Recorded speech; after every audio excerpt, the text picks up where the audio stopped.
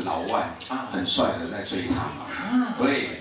然后我看那个那帅哥真帅，是他哇，每天这个送花啦，送什么的，我可以讲嘛，是不是跟我去滑雪那个，就是那个。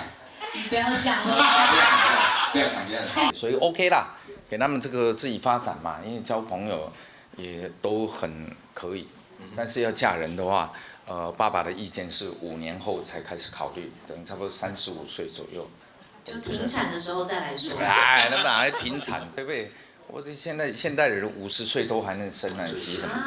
对呀，OK 的，好不好？好，该好好赚钱吧。以前我灌注在你身上的还给我，这样你就可以安心的去嫁人了。也算是银货两讫。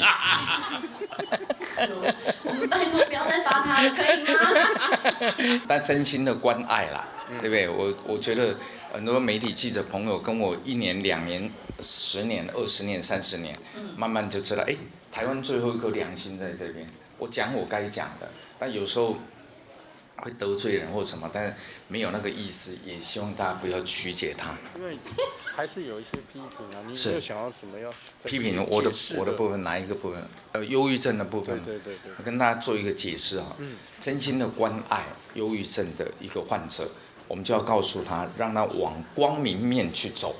人生要看到更多你手上拥有的，尽量不要去看到你所失去的，把它放在脑后。人不是常有一句话吗？简单是福，简简单单就是一种福气。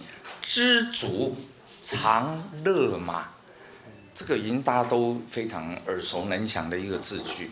那我想我会这样告诉大家的原因，是因为我身边太多这样的忧郁症的一个朋友，需要得到我们更多的关爱，所以请大家不要去误解他，包括我们这个王委员啊，他们是可能在媒体上看到大家有这样的一个批判，认为我说这样对忧郁症的一个患者是另外一种伤害。各位，现代人的这方面的一个疾病，这是文明病，大家千万不要讳疾忌医。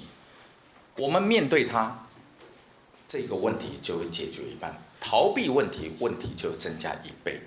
所以我在这里再一次的呼吁大家，如果你们有看过那一集播出里面，我去讨论有关于这一段，你就知道用心良苦。